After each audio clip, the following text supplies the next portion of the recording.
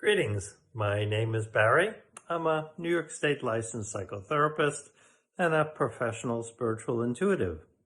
This is the first in what will be a series of talks on the subjects of affect, all the different emotions and feelings people have, and how it's expressed, some of the dynamics underneath it. Some of this will be stuff you already know. Some of it, hopefully, will be new to you. So I'm going to today do a basically outline of the different affective states, some of the synonyms, and just talk a little bit as an overview about them. Starting next time, we're going to be taking one of the affective states and start looking at it in more depth. And we'll be doing it sequentially to all of the different major affective states. So just very briefly, the states that are four basic states. And everything else either can be subsumed under that, or they're not really affective states at all. They're emotional, should I say, intellectual constructs. So the four different states are being mad, anger, rage, some of the synonyms, and depending upon how powerful they are, joy, which can also be known as being glad, being happy, being joyful, or having love, being scared, also known as fear. And the last one, which is self-explanatory, which is sadness.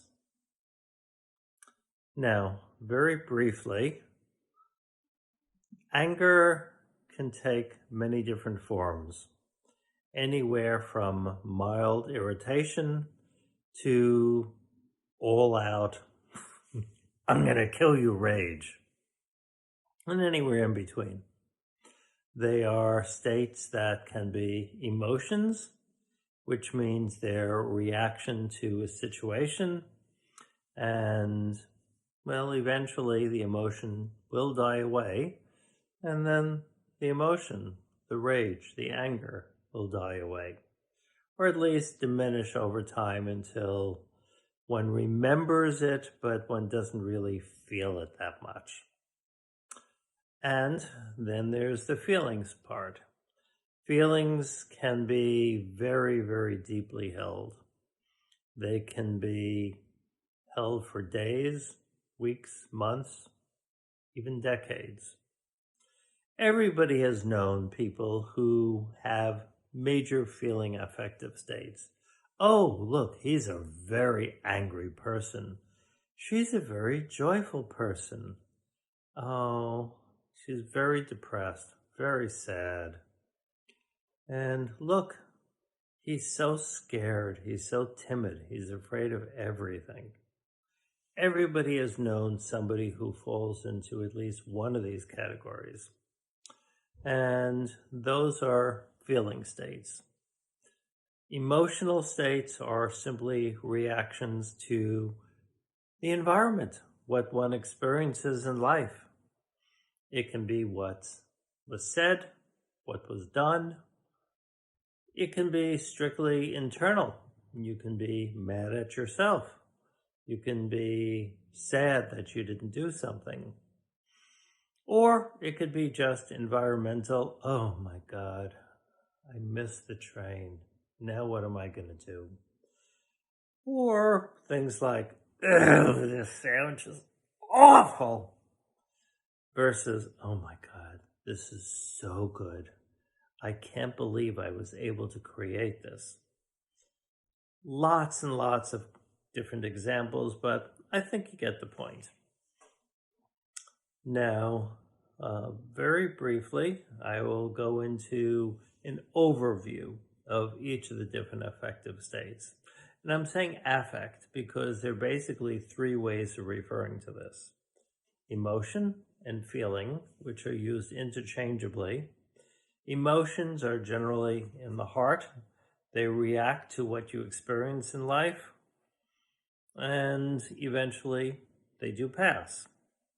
Feelings are much more gut-centered experience, and as I said, they can last for a long time. And you can have emotional overlays on top, but when the emotions are over, you come back to that basic feeling state.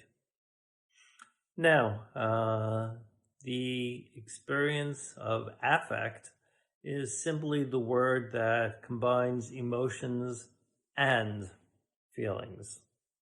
It's the only word that refers to both, but at the same time is not a specific type of state. It's not a reactive emotion. It's not a deep-seated feeling. Affect just means that you have, I guess biologically, it would be the limbic system is stimulated and hormones are going through your body, and you're having an experience that's not intellectual. Okay, so just to talk a little bit about the four affective states. Sadness, that's pretty clear. Sadness can also be called depression, but there are two different aspects of sadness. Sadness, when it's an emotion, can be related to an event that happened, or a movie that you see, a book that you read, a story that you heard. It's sad, you may cry, and then it passes.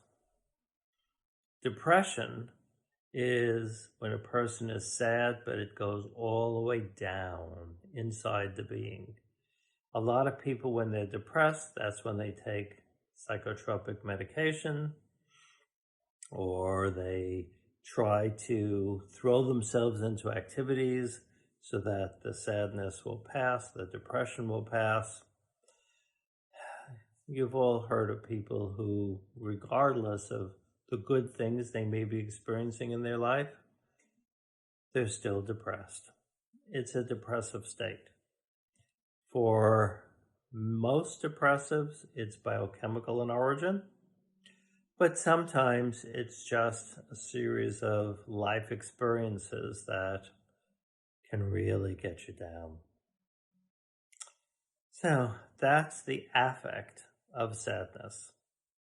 The affect of anger, as I said, can be anywhere from mildly annoyed, mildly irritated, up to, oh, rage, vengeance. I can just kill them. Or, really annoying. And anywhere in between. Anger is an emotion or a feeling that's the only one that's legitimately expressed by males. The culture we live in says that males are okay to get angry. They can show anger, they can experience anger, they can talk about their anger. It's perfectly fine. And it actually shows that they're a real man. Women, on the other hand, generally prefer to not display a lot of anger because women are much more relational in their dynamics with other people. And let's face it, when you're angry at someone, you're going to shove them away. Men tend to not care about this that much. They're not that invested in relationships. And when they do feel okay to express anger at someone else, it's generally in situations where they feel secure enough that they're displaying their anger is not threatening to the relationship for them. Women, on the other hand, tend to be a little more afraid that, God, if I show how angry I am, maybe they're going to want to pull away. Maybe they're not going to want to talk to me. And that becomes a little harder for women. Sometimes women, when they're really angry, they start to cry. Not very common for men. It happens. There's no absolutes. Everyone's an individual, but I'm giving generalities. Also, for both sexes, but again, much more a female thing than a male thing, when there's anger because there's a fear of direct confrontation, passive aggressive behavior comes in. And that is subtle. It tends to be more something women do than men do because they tend to not like to confront as much. But of course, if you're a woman and you're perfectly okay with confronting, you don't need to engage in that level of subterfuge. Same thing happens for men who are more on the timid side, or who have been reared to not believe anger is okay, which is a minority, but they do exist, and they can be passive aggressive as well. Another feeling everyone loves is the feeling of being glad, happy, joyful, being in love. And these are okay for everybody. They're positive, they're good. Not everyone allows themselves to experience it, which is unfortunately a tragedy and a great loss. But for those who do, well, it's wonderful. Very briefly, some people have a belief about themselves that they're not worthy, they're not good enough, and therefore they feel that all these great positives are for other people, not for them. If you have questions about this, feel free to ask and I'll attempt to answer it in a future video. And lastly, there's the experience of fear.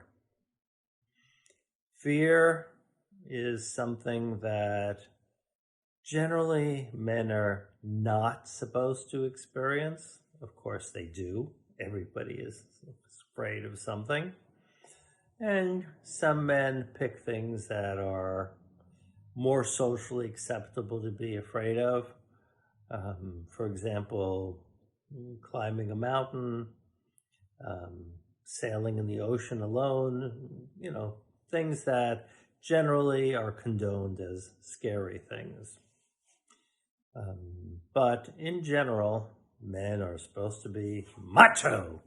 They're not supposed to have fear. So, depending upon the culture you come from, it may be more or less okay for a male to be fearsome. Scared. Fearsome means scary. And women, on the other hand, fear is perfectly okay with them. They can be sad. They can express fear. They can express all kinds of positives. Women, their bête noire is anger, and men, it's everything but anger, meaning sadness and being scared. So that's basically an overview of the different affective states, and I hope it's been informative. The next video that I'll be doing will be on the subject of anger, and it'll be a multi-part series where I'll be talking about anger from a variety of different perspectives. And if you have any questions, feel free to reach out to me. You can send me an email, you can write a comment, whatever you wish.